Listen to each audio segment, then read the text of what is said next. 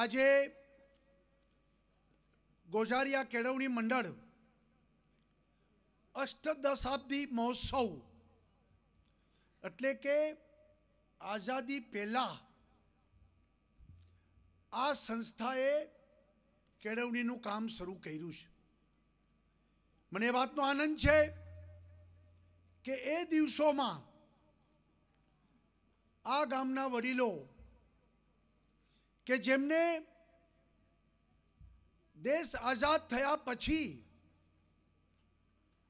સુશાસન, સુવ્યવસ્થા અને એટલા માટે કેળવણીની શિક્ષણની આવશ્યકતા એ સમજીને 1937થી આ સંસ્થાની શરૂઆત કરી અને આ વિસ્તારના ભાઈઓ બહેનોને ભણાવવા માટે જેમને કમર કસી.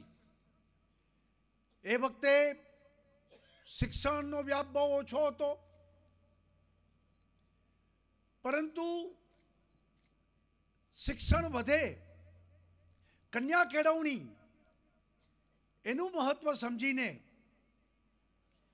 એ વખતના સૌ સંચાલકોએ આ પાયો નાખ્યો.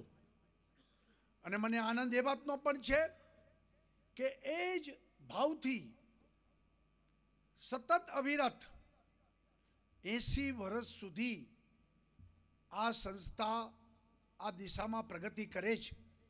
એ જ દેખાડે છે કે આ સંસ્થાનો પાયો ખૂબ મજબૂત છે અને આ સંસ્થાને સતત આગળ વધારવામાં સંસ્થાના સૌ ટ્રસ્ટીઓ, ચેરમેનો પોતાનો દિલોજાન, જેને કહીને કે એક ડિવોશનથી, એક મિશન તરીકે ગોઝારિયા કેળવણી મંડળને આગળ ને આગળ વધારતા ગયા છે.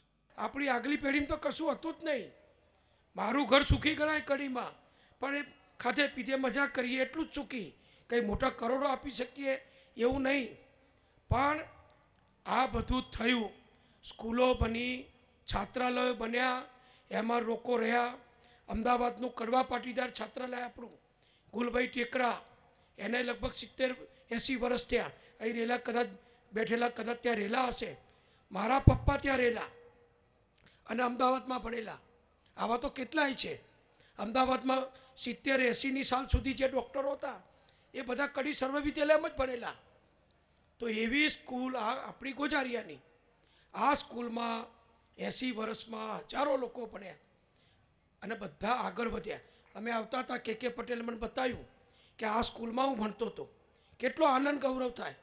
પણ મારા અભિનંદન એટલા માટે એમને આપવા છે કે સુખી થયા એટલે ગામને ભૂલ્યા નથી, સ્કૂલને ભૂલ્યા નથી, સમાજને ભૂલ્યા નથી.